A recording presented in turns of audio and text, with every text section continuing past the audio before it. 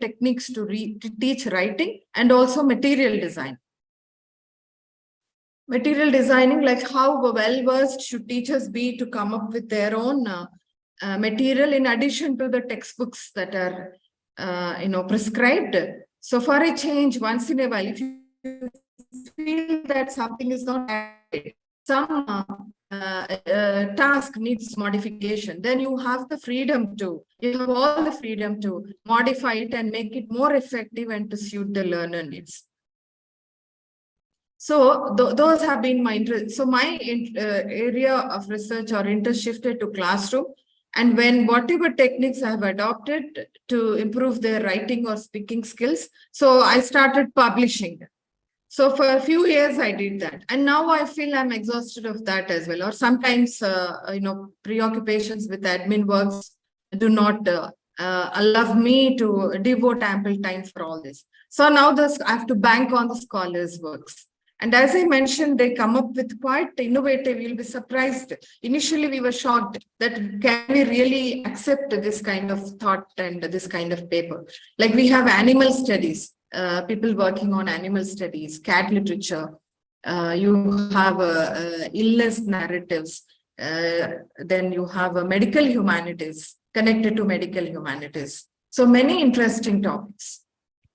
So our own and even liberal arts students also came up with, in addition to core ELT topics like, pre-service teacher education, multiple intelligences, then, A.G. Gardner's 8 multiple intelligence. So one of my scholars submitted his PhD on multiple intelligences. He strongly believed the hypothesis was that if students are grouped based on their interests, and given a task, they would perform better than they being grouped with a different interest group of students with different interests. One of them did that, and content and language integrated learning. CLIL is also another emerging area. Content and language integrated learning. I'm sure you're familiar with this. That is, language teachers should collaborate with the maths and science teachers and work together and come up with a plan or classroom or a procedure, syllabus or a document which helps them improve their their communication skills in maths class as well. Or the words, the terminology is chosen from maths and sciences as well. So they have to work in integration with other subject teachers other than language. So in India, not much has happened about it. But now, yes, slowly it is creating its waves and it's gaining popularity. Then we have project-based learning, employability skills, where interestingly, students also, researchers developed virtual labs, prototypes. They have come up with their own labs which will be licensed, and then shortly it will be patented, and it will become a free resource to access. Earlier, such resources were limited, but now to develop employability skills again, which was a result of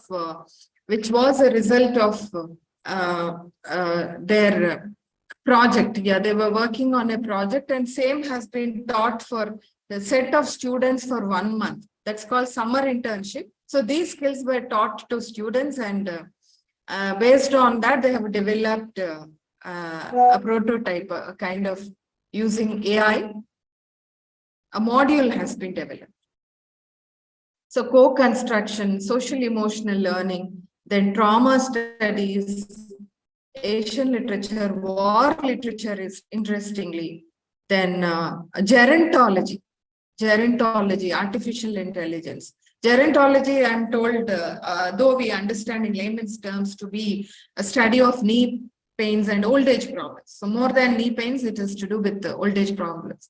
It's an extended or expanded connotation.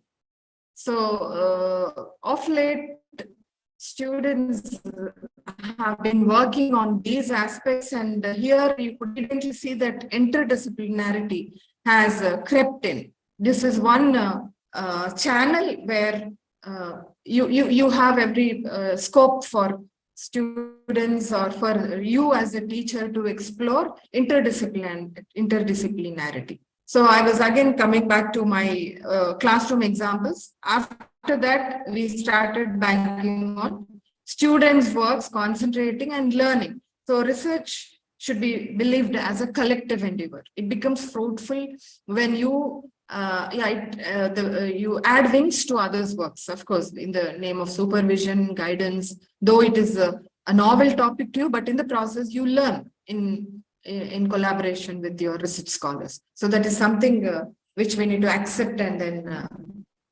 believe. So having said that, I would like to quickly glance through or run through these strategies and the possible ways to employ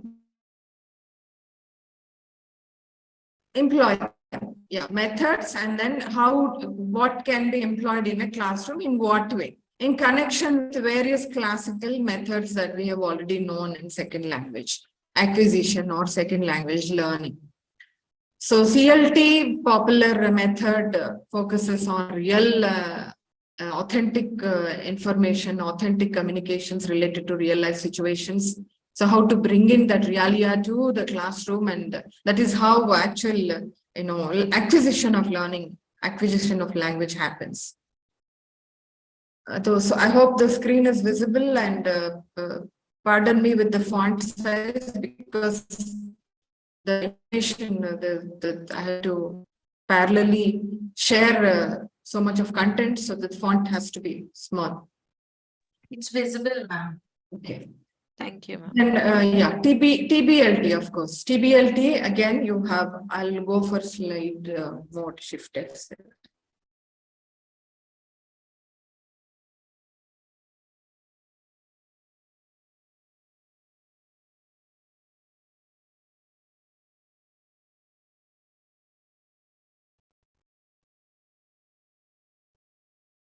Yeah. Yeah, as we all know, strategy refers to a planned approach.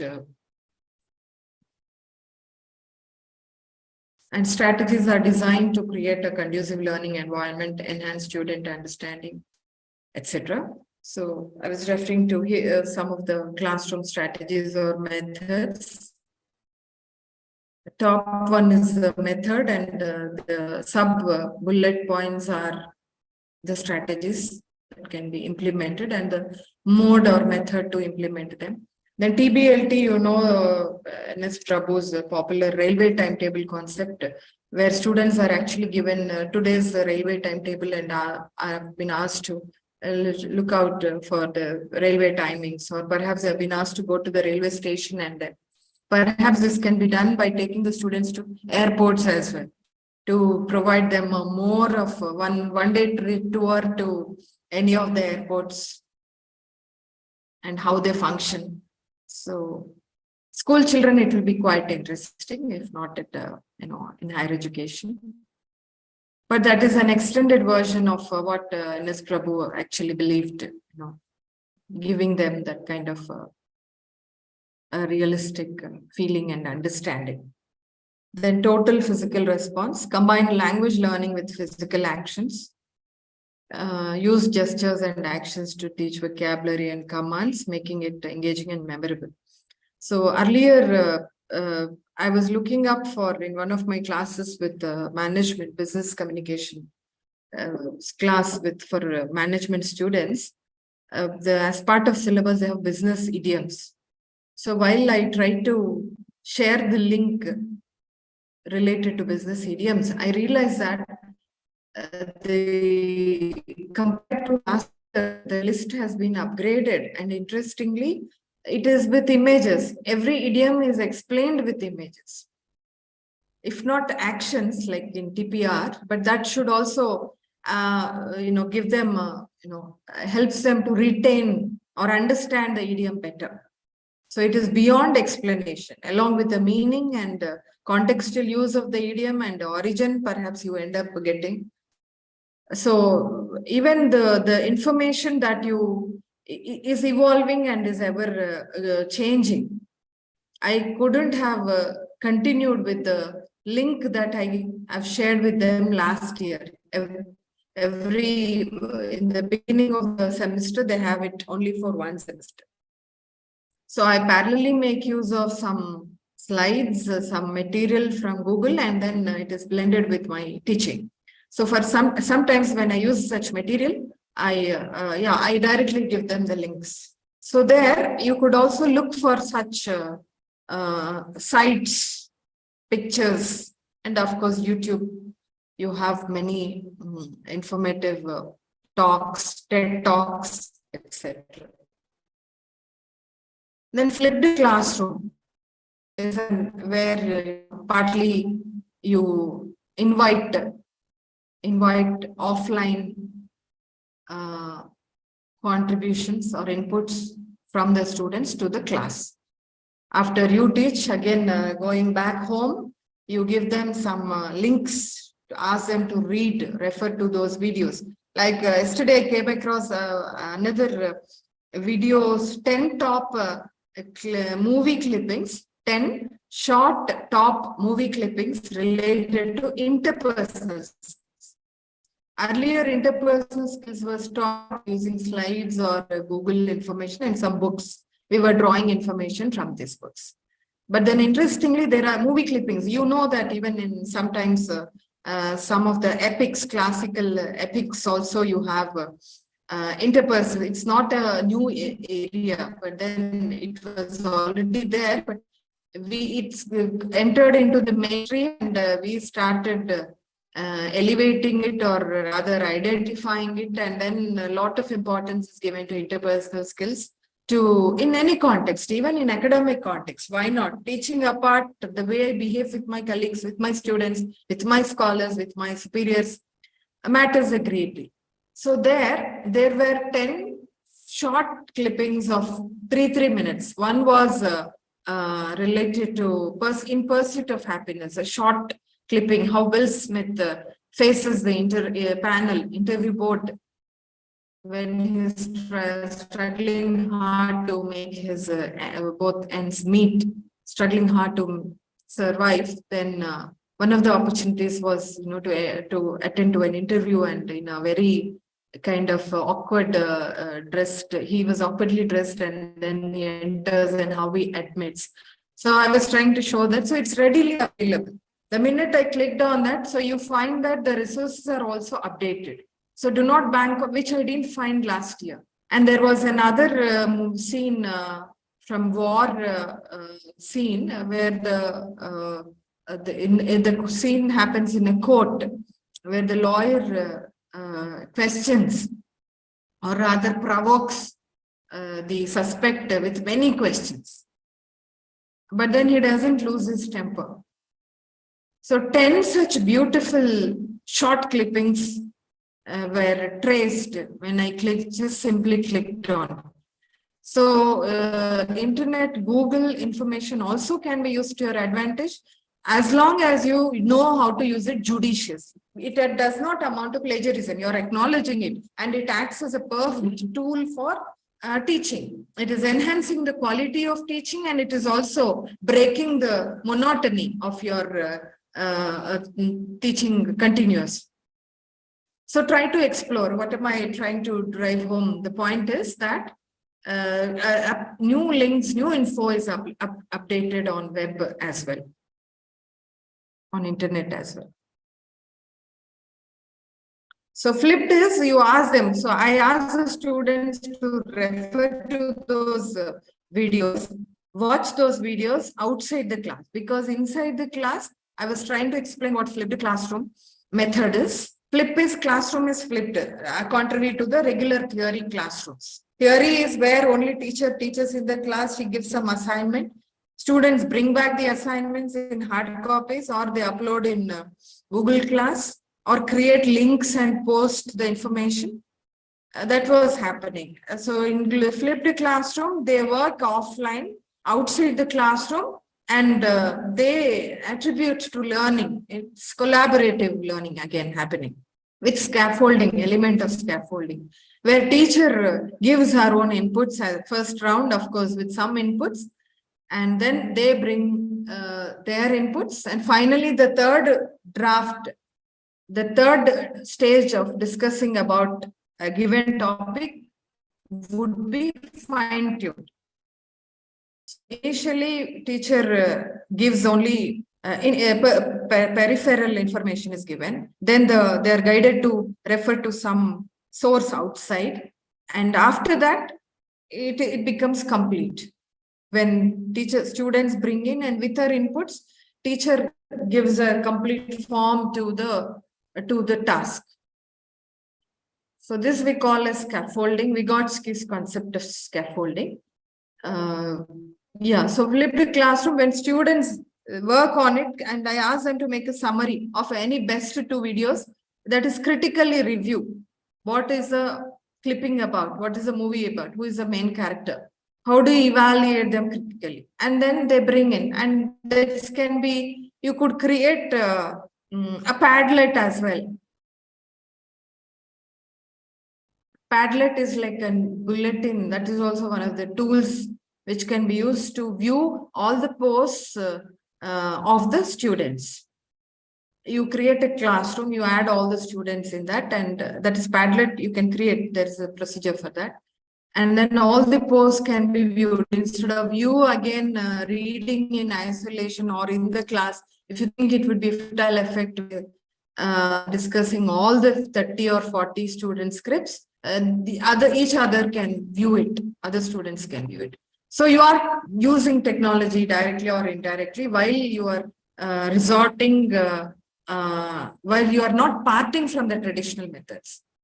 Traditional methods, strategies can be clubbed with technology, and that is needed. That's the need of the hour. So cooperative learning, scaffolded instruction,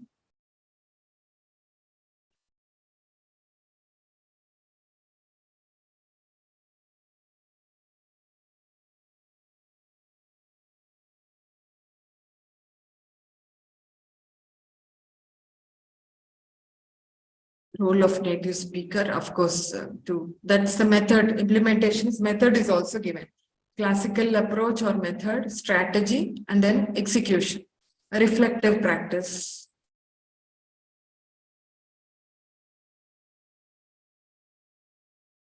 Task rotation.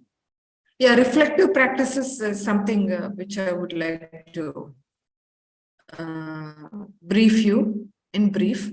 Yeah, they become rudimentary in today's context. They become indispensable.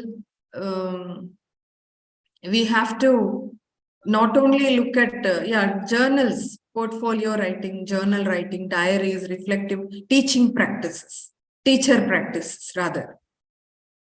It not only applies to students but also to the teachers. So when I assign a task, I should have completed that task myself. So how often are we doing that? Are we going through the task, the struggles that the students undergo in completing that task?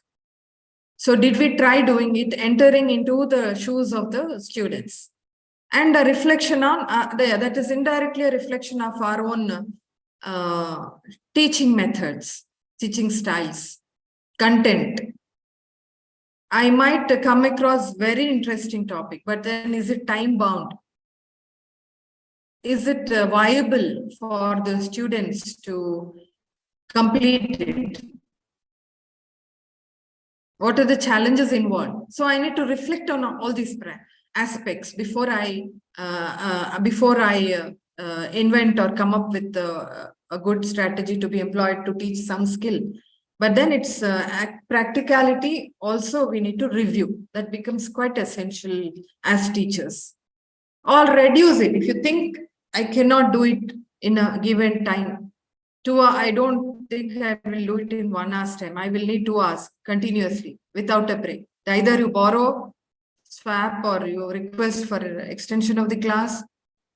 Some alternative you need to find so that it does not turn out to be a fiasco. so that the task is achieved completely and the results also can be reviewed. So reflective practices, reflection on lessons, that is what I have mentioned. Task rotation, implementation, switch implementation, switch between individual, pair and group tasks to keep students. Yes, this is something all of us should be doing. Majority of should be doing at least. So give them pair work, sometimes stress on individual presentation, sometimes stress on pair works. Ensure that you vary the involvement, the methods of involving.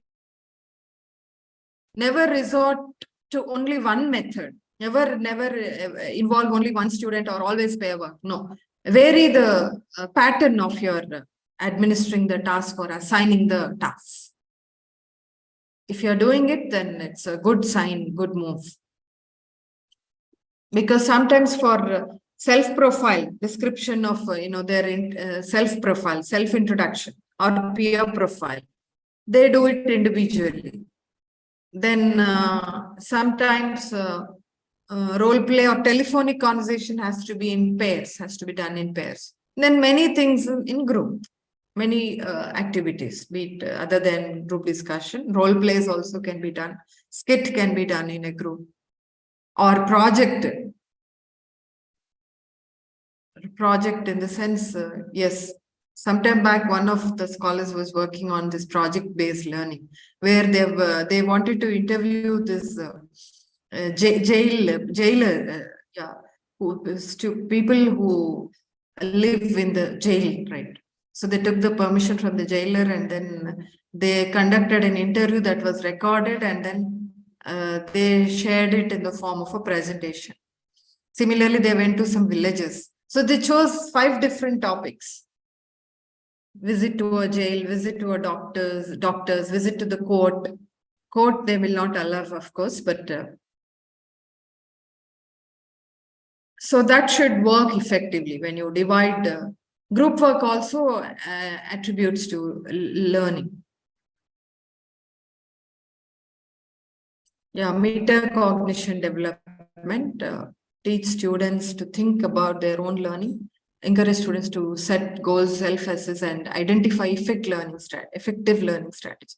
Of course, we know this affective filter, Rebecca Oxford's and O'Malley and Shammett talk about various strategies that can be employed in teaching and in remembering, memorizing, etc.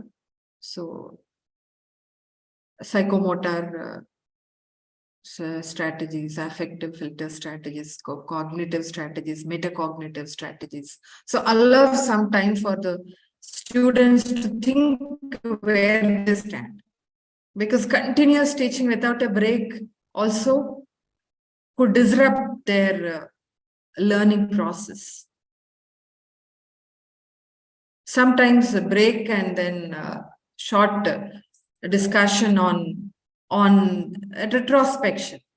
Other than feedback, feedback is all right, but some interesting topic you could take and then ask them to review, like, do you really understand it? Do you have any specific problems?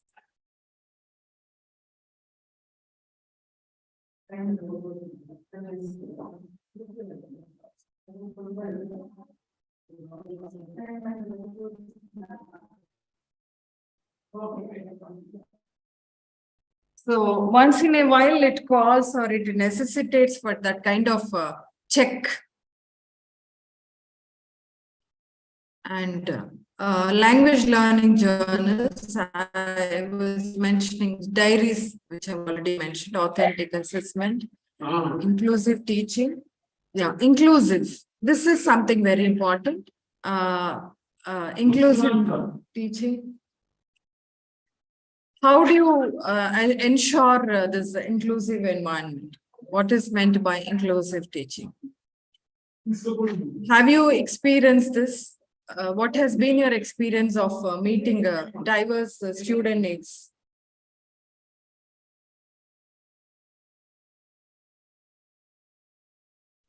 So what has been your experience of, yeah, I would like to hear from you. You could either post it in the chat box.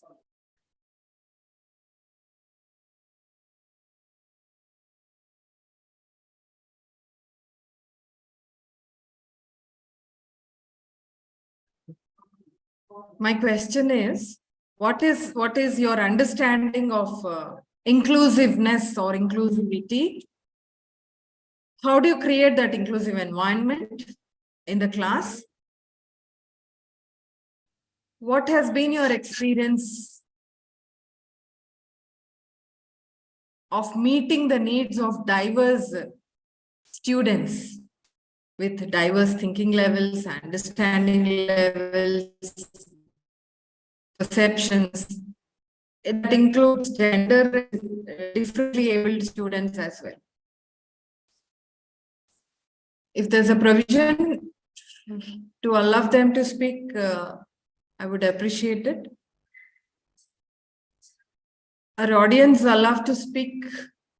Yes, ma'am. Yes, ma'am. Yes, Yeah, yes. please, would like to hear from you, please, about inclusivity. Dear participants, you can allow to talk and respond to ma'am.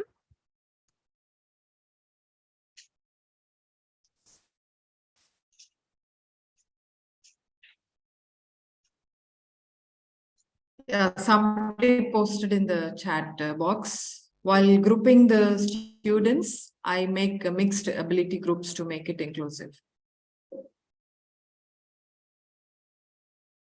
Okay, yeah, thank you. Any other reflections, please?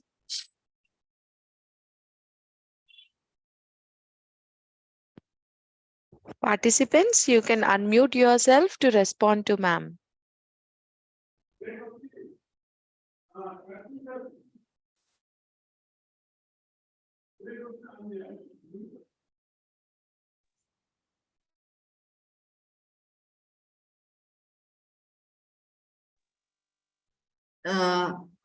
All right. So let me address this. Of course, mixed group abilities is one dimension of interpreting inclusivity. In addition to that, you have a heterogeneous group. You have to teach a heterogeneous group, students hailing from different cultures, socio-linguistic, socio-economic, and socio-cultural backgrounds. So do you allow them to talk about the festival celebrated in their culture? Now, next week we have Onam being celebrated, right? So you have, are we giving due importance? Are we integrating these social practices into the curriculum in some form or the other, into our academics at least? What are the practices abroad? Every country is unique in its social and customs and rituals. So did we ever give room for the students to talk about such rituals? So we have to venture into it. We haven't, but you can. I would be happy to know about the rituals followed in so country. I would be happy to know, if not your own local region, maybe some other country that would that would provide a global, perspective to the. Kindly unmute yours. Yeah. Yeah, we have to venture into such methods of bringing inclusiveness, making the classes inclusive.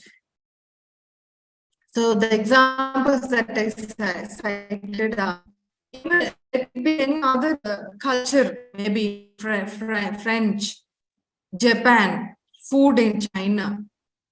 Did we give them ample time and duly acknowledge to speak? Maybe in the form of presentations while they do, or as an assignment that is left to the discretion of the teacher. But the thought, how prepared are we? How sensitized are we towards bringing in these aspects? And how do we address, apart from these, beyond academics, the physical needs of differently abled students, be it cognition, be it evaluation. In every class, I think there would be a couple of students or a handful of them. So how are we addressing their needs? How are the institutions? We have not dwelt with that at all. We don't consider them to be part of our system at all, unfortunately. But these are the things we should be looking into. The NEP also thrusts on these elements. And a lot of work has gone, research work has gone on this aspect of inclusive teaching practices. So it is happening at a snail's pace. So their work needs to be duly acknowledged. We have to devote time, personalized attention. If not teachers, there should be some mentor or a counselor to address the needs of differently abled students as well.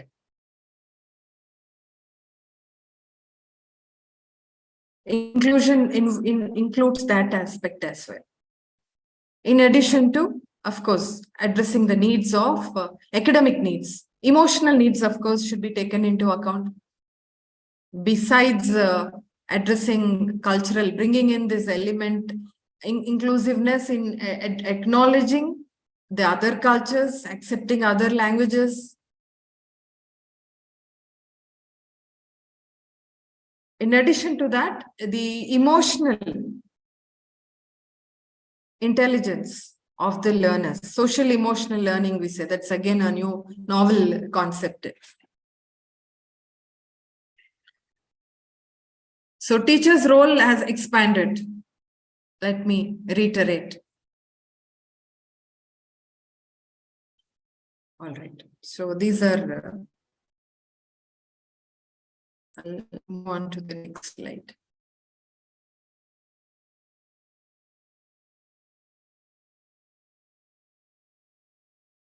Yeah, in a nutshell, of course, all this is just an image of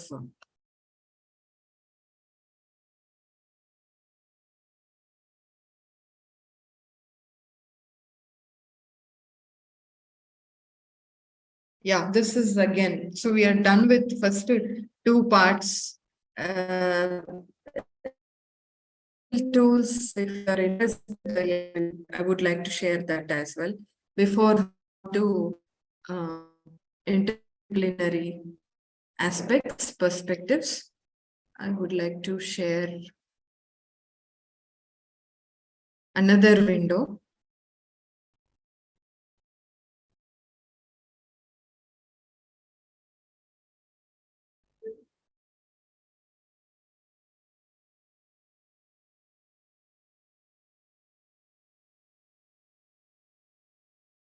Can you view this? Is my screen visible? Yes, ma'am. Yes, your screen is visible. Yes, ma'am. Thank you. So how many of you are aware of these, and how many of these have you tried in your classrooms or for academic purposes?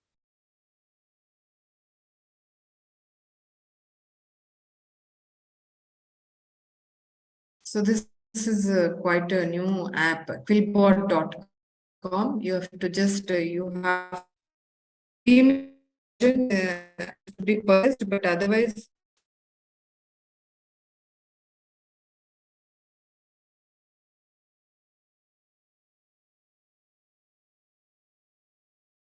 you say.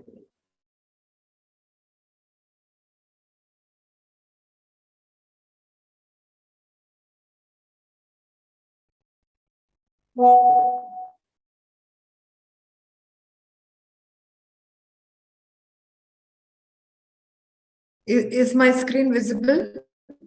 Yes, You ma'am. type Yes, something here. it's visible, So ma'am. that will paraphrase.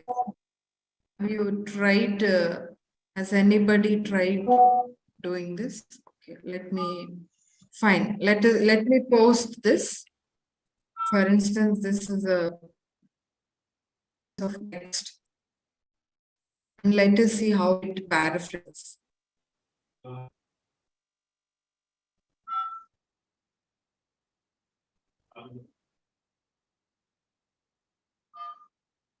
And click on paraphrase.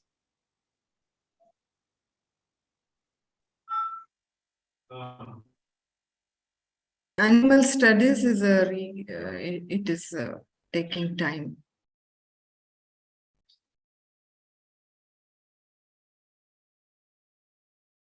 You have in French, Spanish, German, and other languages as well.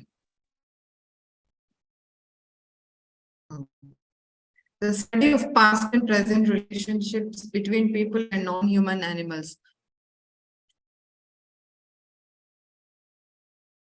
And animals, how these relationships are represented there and there, etc. So it's a single sentence, stretches to one sentence without original sentence also is quite lengthy.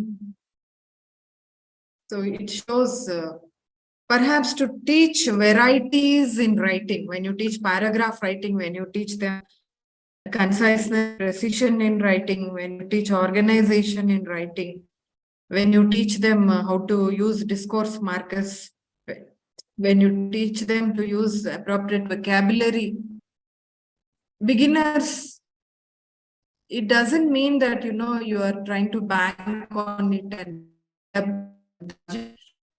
it fosters learning, I feel. When students now, yesterday, some of the students had come to me, they're all BTech students. It allows admission for BTech.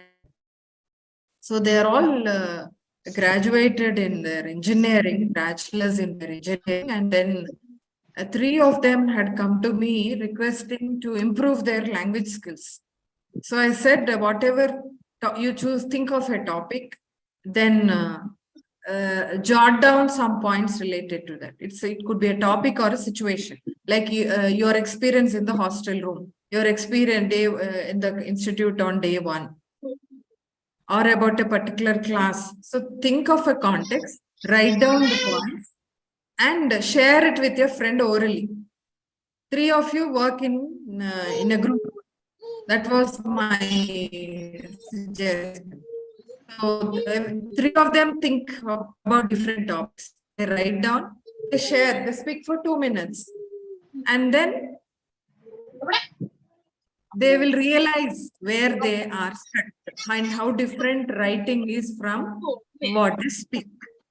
That is at a beginner level. Second suggestion was to refer to newspapers. Select an article, look at, that we have been doing regularly. Look at introduction, look at the verbs, words, etc. And narrate it. Some are ask them to paraphrase it. This is, raw form. First form is they know where what the deficiencies are when they select their own topics. Second step is more towards for papers. They make a reference and I send it to the friend. Then they'll go back to the original. They look at the gaps. They identify them. So students who are stage of learning language, so it can help them. And in the process, as I said, it fosters learning. They learn to employ more new words. This should trigger them or give them ample impetus to improve, rather than hindering and making them lethargic. That's my constructive thought. Okay, I'll go back to. So you have others explained here. You can quickly run through. Go for slide share.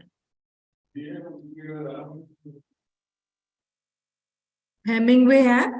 This is again similar to the here, slightly different.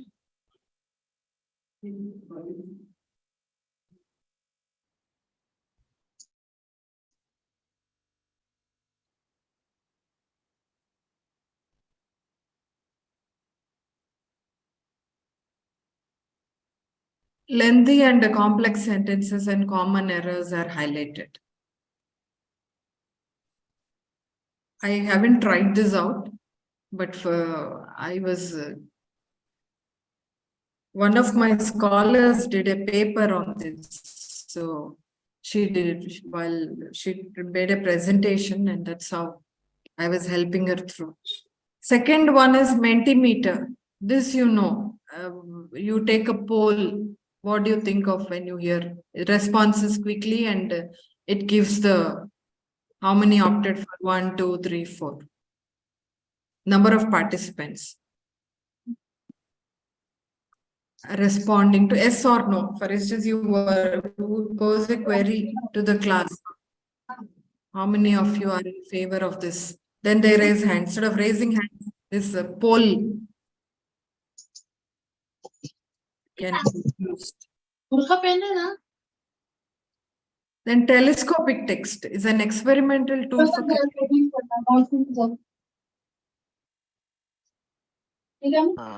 Participants, kindly mute yourself.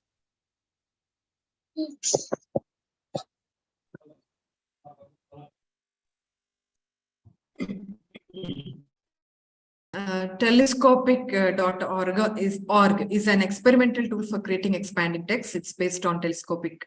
The tools can be found by clicking right in the navigation at the top. Text will house on going. Yeah, I think this is the way it works. Telescopic.org. You click one word, you write a frog. It will complete the sentence. A frog in a pond. No, this is just for information. I don't suggest to follow it, but just to sensitize you towards the such kind of tools are existing. And it goes on expanding 1 line to 2 lines, 2 lines to 3 lines.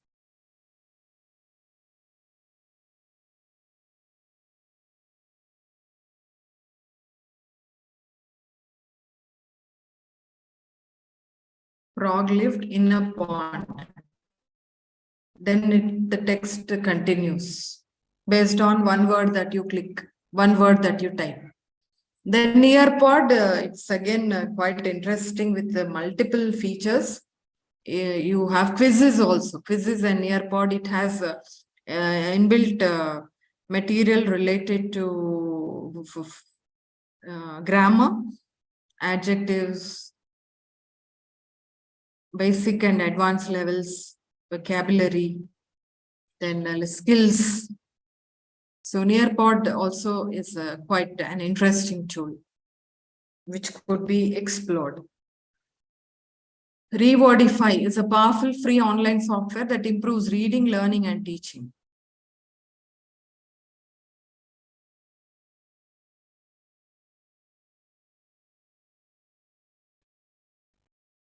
Yeah, it is similar to Quillbot, I believe. It tries to paraphrase.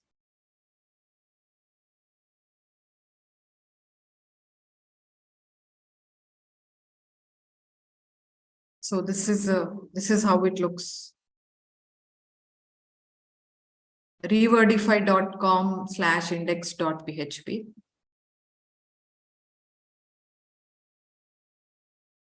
You could select any of these parts of speech. And of course, Quillbot, which we have already seen. This is the way it works. All right. Ma'am, screen remained with Quillbot only. Sorry? Quillbot? Your screen is at Quillbot, ma'am. I see. It did not change at all. Yes, ma'am. Absolutely. I'm so sorry. I wish you had mentioned this before. Okay, let me try again. New share. Okay. Yeah, this is what I was mentioning to you. Hemingway app, these are the 5 apps. This is the way it works. Hemingway.app.com. It makes your writing bold and clear. I hope it's visible now. I hope Yes, my ma'am. screen Yes, is it's visible. to the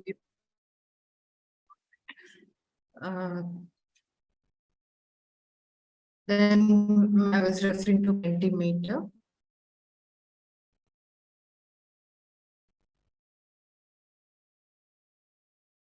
Then telescopic text.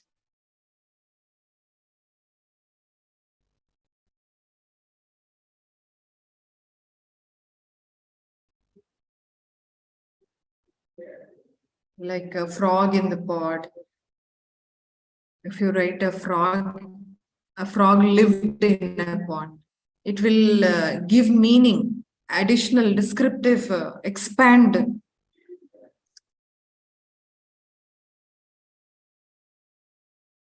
A frog croaking heavily lived in a pond. On a rainy day, a frog living in a pond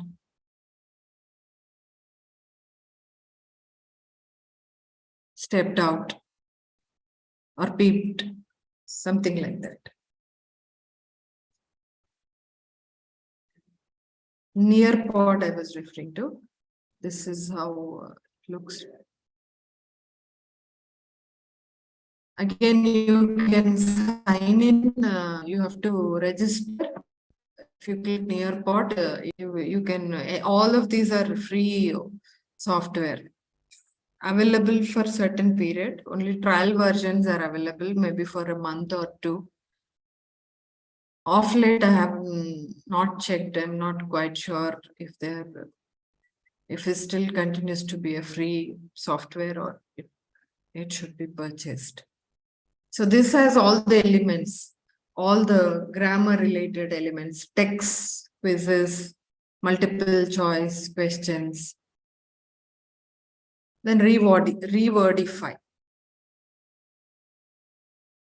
Click on rewordify.com. Enter English text or a web page to simplify.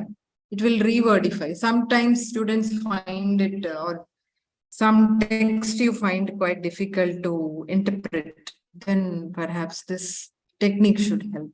Or you could try exploring by writing a paper, the class behavior, how students perform. Then last is Quillbot.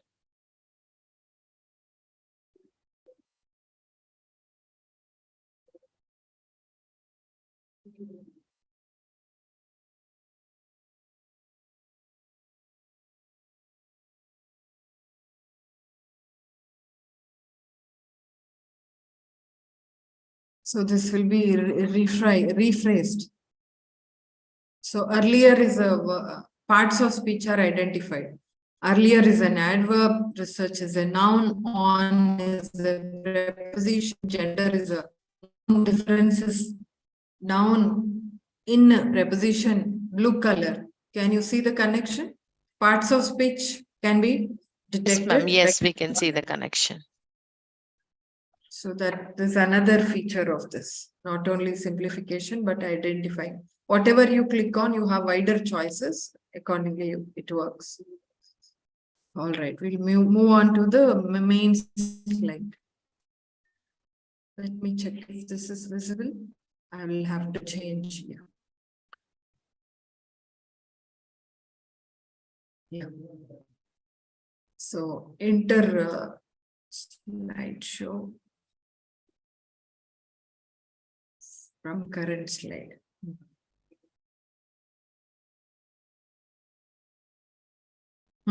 Psychology and ELT. What necessitates ELT to merge with so I've given all the backdrop to you from where our journey began, the teaching journey, what our roles, shifting roles, changing roles, role of digitization, digital tools, then methods to be employed. And this is a little kind of theoretical and a profound topic.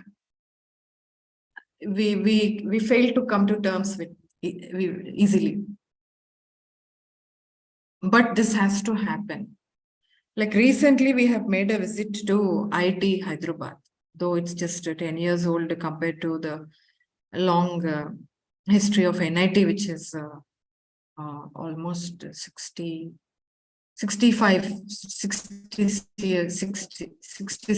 years old. NIT 60 years old.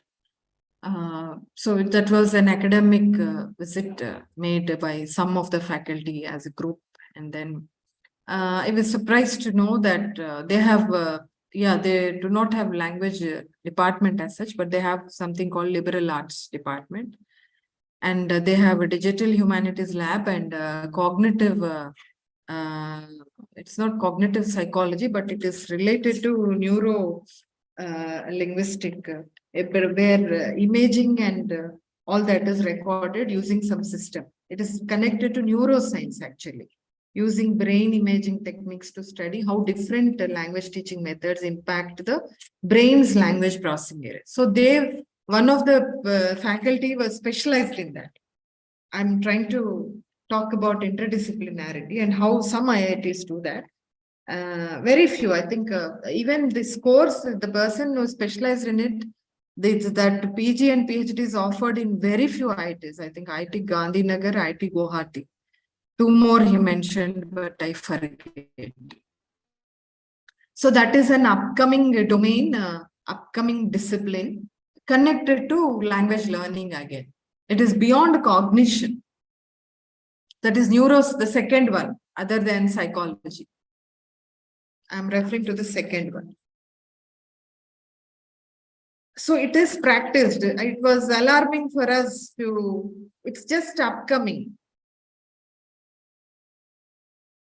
It is just very nascent. It's in a nascent stage, but that is one such area which has ample scope for research. Again, psychology, of course, why should you, like, how does motivation impact a learner's willingness to engage with language materials, attend classes regularly? So motivation levels in language learning, motivation levels among teachers or among group of learners. It could be teacher educators, intern teachers, like who pursue this teacher education program.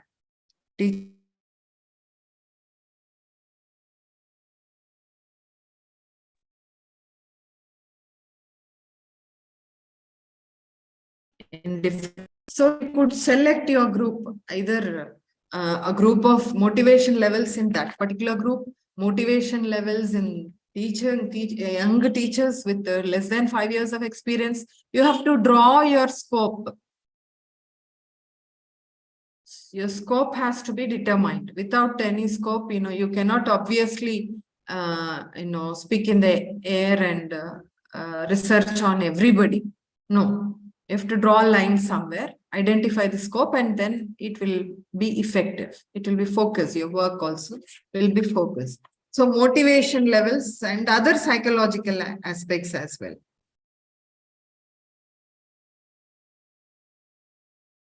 Anxiety levels, self-efficacy, self-esteem. These are the elements which we have not given due importance earlier. We were only focusing on language skills and strategies in different contexts.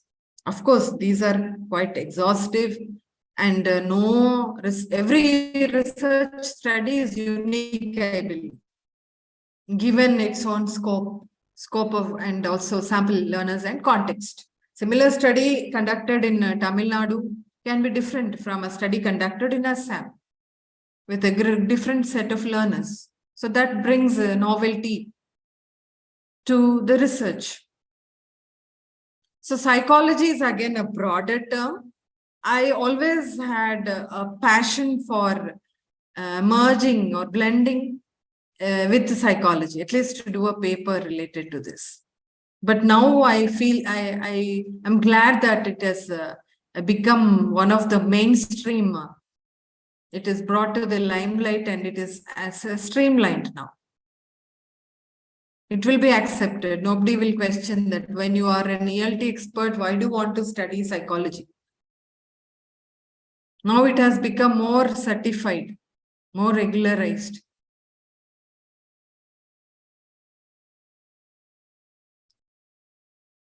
And neuroscience, as I said, brain imaging, using brain imaging techniques to study how. And let me tell you, I was looking at this equipment, which costs them around 35 to 40, 30 lakhs, around 30 lakhs, I was told. So the person should wear the headphones and then through sensors, the way brain functions, that will be detected in the, it's like a computer. It will be detected on the screen.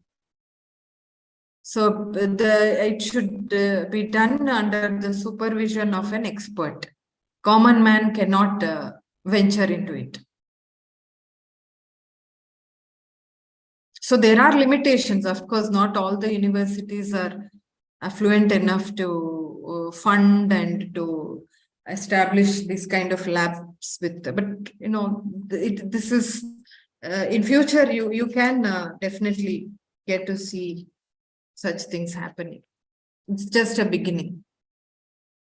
Then social linguistics.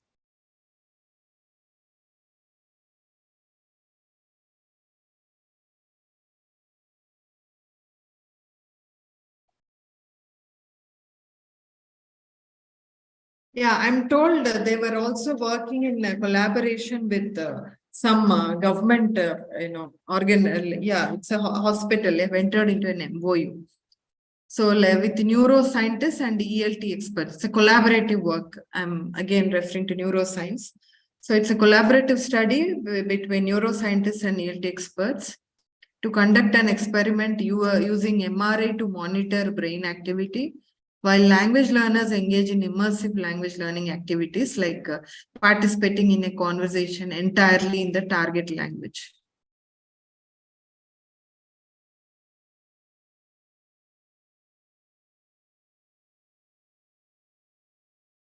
So they work in collaboration. So it's a long way to go. All right, let me move on to social linguistics and ELT. Again, the intersection of social linguistics and ELT is essential for creating inclusive and effective language instruction. For example, factors related to ethnicity, gender, socioeconomic status, and cultural background influence language acquisition and classroom dynamics. So you can try to analyze how these factors impact the language learning experience and develop more culturally responsive teaching practices. So again, you have to collaborate with social linguists and ELT practitioners, ELT researchers. Isolation, no, always two experts are needed.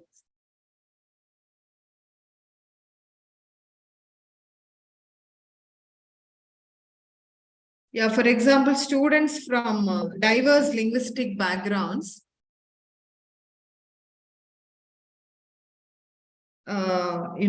students from diverse linguistic backgrounds might code switch between their native languages and English more frequently in the classroom. Whereas students with lower socioeconomic backgrounds might have different perceptions about ELT, learning language. So that's in short about social linguistics and ELT. Then you have environmental studies and technology and ELT. Of course, technology we have witnessed in computer science and education technology to design and evaluate language learning apps or virtual reality simulations for language constructions. So language learning apps are already in vogue. So how you explore, how you connect it to your conventional research studies is something to be thought of. I know I have 10 minutes to go. I'm sure I can wind up in time. I will be through with my content by then. I'm cognizant of the organizers' worry of time factor. Okay, moving on to environmental studies in ELT. Yeah, this is again a novel and a trendy topic. How can language be used to promote environmental awareness and sustainability? One of my students is also, her work has an element of geocentrism, geoethnicity. So geo is again where environmental, she'll be touching upon some of the elements of environmental and geographical aspects to her work. So sustainability and environmental awareness.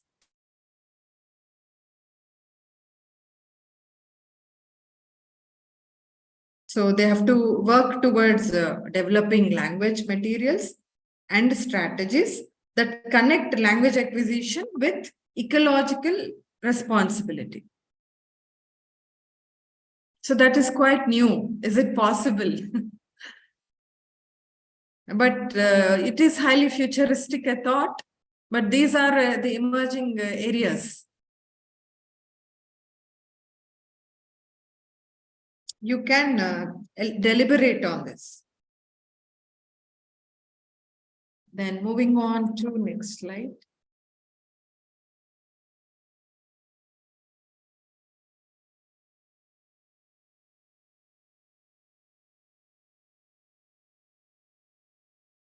You have health sciences and ELT.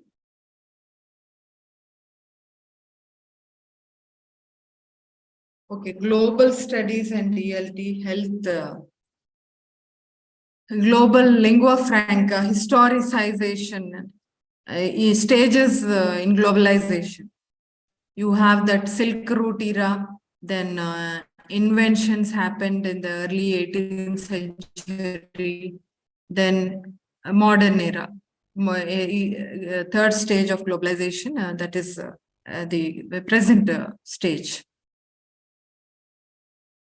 So how different languages, world Englishes are accepted. A study of this nature can also be facilitated.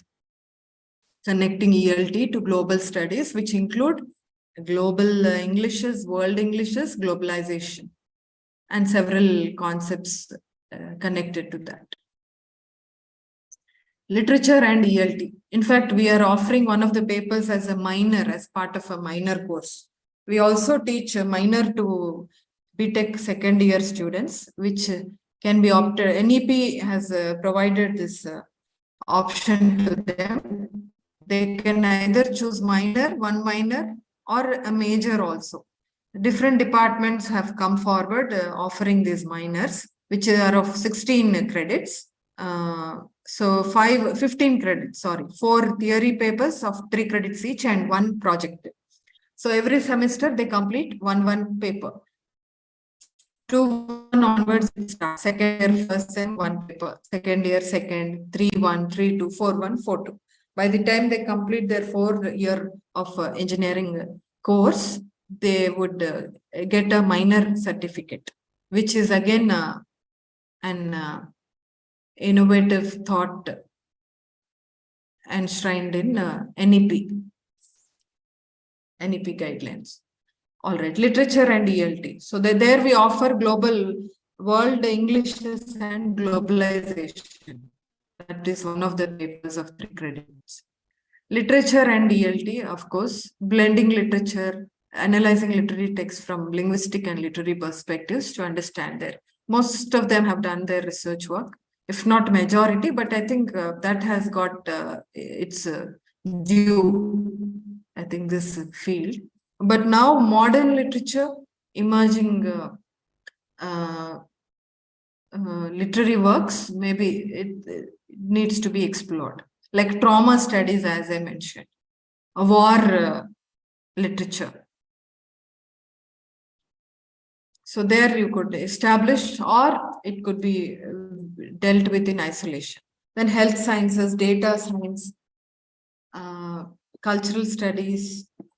So you have all these. The health sciences again. Health care professionals can adapt their communication strategies to ensure that patients with limited English proficiency receive accurate and understandable information. And another is policies and interventions can be developed to improve healthcare, etc.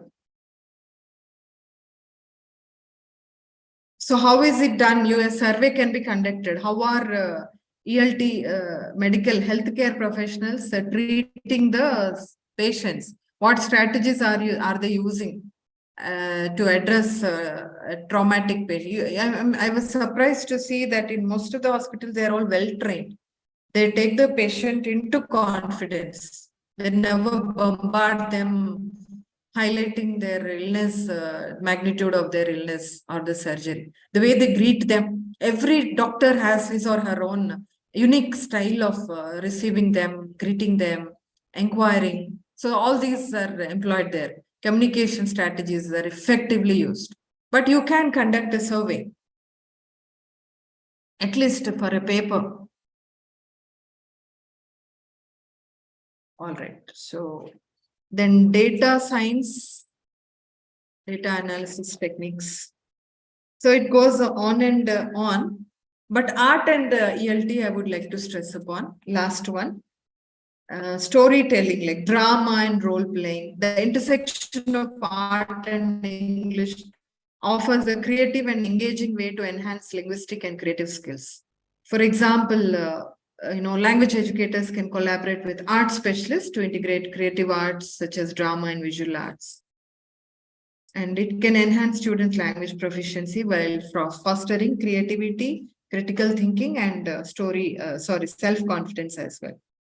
It can be done through projects as well, like projects related to storytelling through visual arts.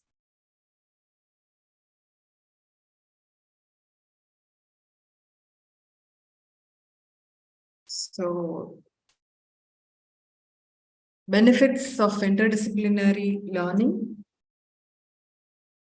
engaging, increased cognitive gains, authentic real-life learning, critical thinking, problem solving.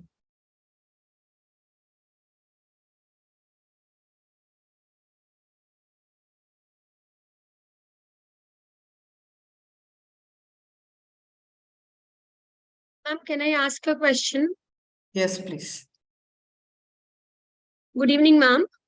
My name is Fauzia. Yeah. I'm from Hyderabad. I'm from St. Joseph College of Hyderabad, ma'am. St. Joseph Degree College, Hyderabad. In between, I could not connect you for 12 minutes because of the technical issues. Ma'am, I wanted to know, as this is the 21st century, wherein skill-based teaching and learning is mandatory in every college, especially in Hyderabad. We are compelled to take each and every class to be as a skill-based teaching and learning. So how can you suggest that soft skills, by which methodology we need to take care of the soft skills? As an English lecturer in our colleges, they are asking us to be like skilled enough with each and every chapter. You need to integrate with the skills, soft skills more specifically. So how can you what is the way we need to take care of, ma'am? Which is the excellent methodology for that? Any activity-based learning is you will be suggesting us, ma'am? Yeah, yes, I'm glad to hear from you. Thank you so much, ma'am. Of course, the administrators do stress on skill development, and they take extra measures, painful measures to extend classes, conduct remedial classes, conduct fourth year employability skill, introduce courses like employability skills, soft skills. So your query is, are you referring to first year students? And in addition to teaching language skills, you are required to teach soft skills? Is that what you're referring to? Is that your question? Yes, ma'am.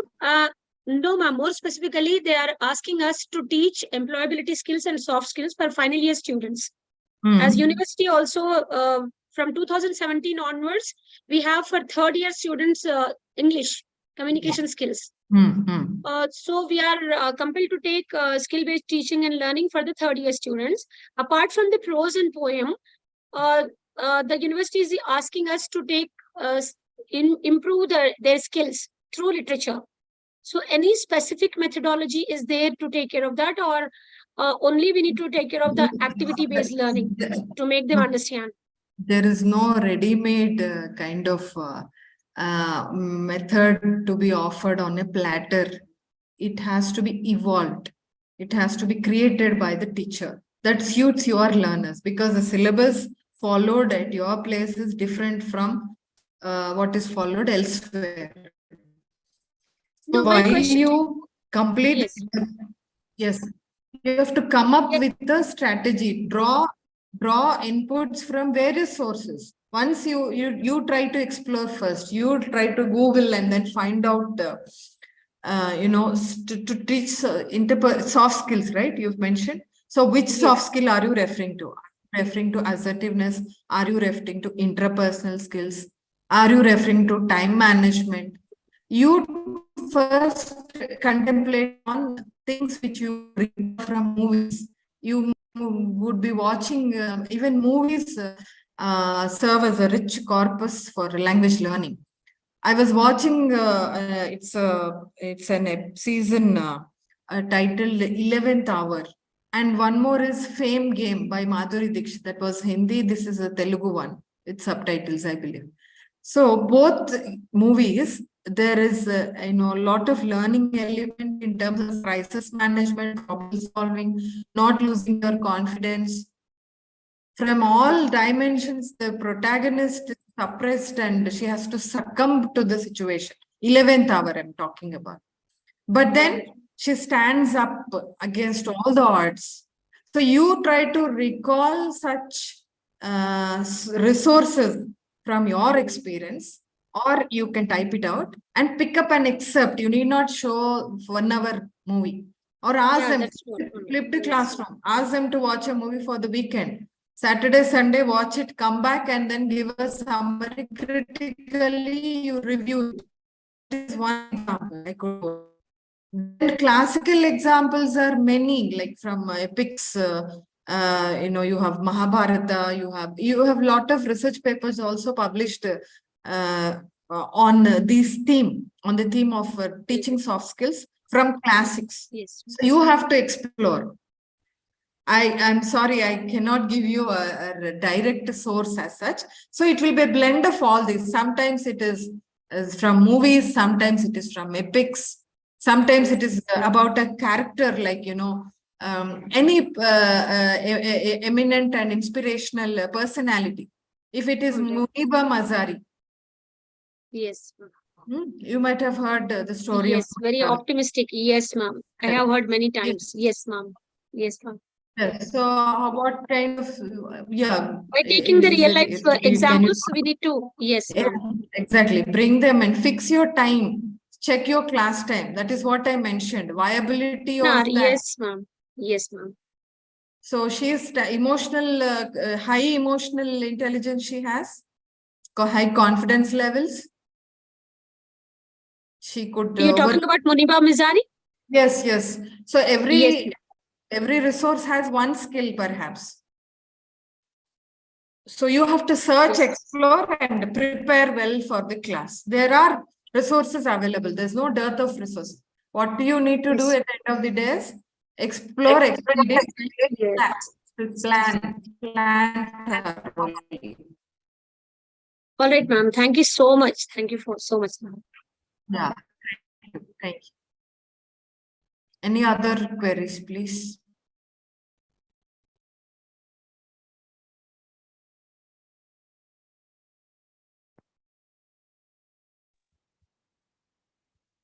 Thank you, ma'am. Thank you so much. It was very refreshing and great session which made us understand the emerging research areas in ELT and literature while understanding the classroom strategies of ELT classroom. This will be a very useful session to us, ma'am, in building our future endeavors in research and as well as in our ELT classrooms. Thank you very much, ma'am, for your valuable inputs. Now I invite Archana, ma'am, to summarize the key points of the speaker. Thank you, Veena ma'am. Am I audible? Hello. Yes. Good Yes, evening, ma'am. one and all. Firstly, I would like to thank Dr. Madhavi Reddy ma'am for enlightening us on the classroom strategies and interdisciplinary aspects in emerging education system. Now, to go ahead with a brief summarization of ma'am's session, ma'am started the session focusing on the fact that teachers' role has been changed after COVID. Thus, teachers have to reorient themselves by blending techniques. Ma'am further explained that research is not an individual task, but a teamwork, including the role of students, because individual work may exhaust after some time, but teamwork is broader. The study of variety of subjects like multiple intelligence, gerontology, etc., interdisciplinary aspects creep in when the study is vast. Explaining the different strategies of classroom in teaching ELT, focus being on real communication, ma'am explained different areas as TBLT, that is task-based language teaching, TPR, total physical response, which integrates gestures and actions, flipped classrooms, classroom teaching blended with reference of links and clips, cooperative learning, example projects, peer editing, etc. Scaffolded instruction, which is start with simple and move to the complex. Reflective practices and inclusive teaching, which is very important, that is catering to the needs of heterogeneous group of students. Thus, ELT strategy should be flexible and tailored to specific needs and goals of students. Web-based resources, Hemingway's apps, Mentimeter, telescopic text, paraphrases, etc. are various technologies available today to adopt in ELT. Explaining interdisciplinary perspectives applied to emerging research in ELT, ma'am introduced us to psychology and ELT, neuroscience and ELT, socio-linguistic and ELT, technology and ELT, environmental studies and ELT, health science with ELT, globalization and ELT, data science and ELT, cultural ELT, and finally art and ELT. Mann concluded explaining that by incorporating diverse viewpoints and methodologies, we can enrich ELT research and allow educators to meet the evolving needs of language learners in this changing world. Thank you, ma'am, for such an informative session. We all have really enjoyed the session today. Thank you, ma'am. My pleasure. And Over to you, privilege. Vin, ma'am. Thank you so much, ma'am. Madhvi, ma'am. We will look forward for having more session like this, ma'am, in future. Thank you so much once again. Thank you. I congratulate the organizers for contemplating this kind of FDP. And I wish all the best to all the viewers online and offline. Thank you, ma'am. Thank you so much, ma'am. Thank you, Dear, ma'am. dear participants, tomorrow on day 4 of FDP, Dr. Rajkumar Guduru, Assistant Professor, School of Humanities, Social Sciences and Management, Indian Institute of Technology, Bhubaneswar, is going to enlighten us on the qualities of the professional English language teacher educator. So kindly be there on time. Dear participants, a gentle reminder, do fill the feedback form messaged in your WhatsApp groups before leaving the session. Thank you so much. Have a great night. Thank you. Thank you so much, ma'am. Thank you, ma'am. Thank you, everyone.